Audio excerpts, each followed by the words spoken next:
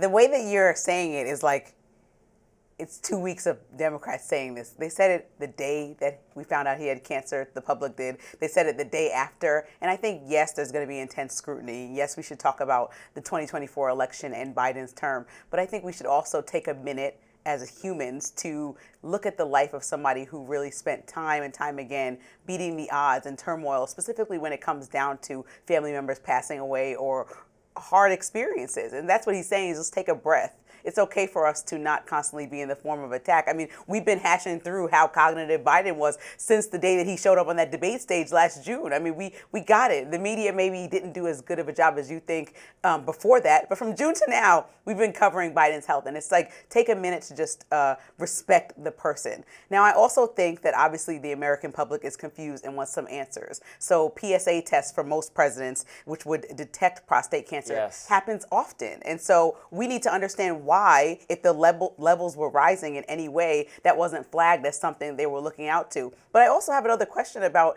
the way that we protect HIPAA laws as regular people and constituents is totally different for presidents. So we want to know how much Trump weighs. We want to know how Biden's doing with everything. And I don't think that it's unfair of a question to ask, especially if you're throwing your name back in the hat for another presidency. But I do think that you're allowed to say something like a cancer diagnosis when you're prepared and ready to do so. And perhaps that just wasn't the case when he was actually running, and it's something that he maybe found out in the last 5 months. That could be very viable.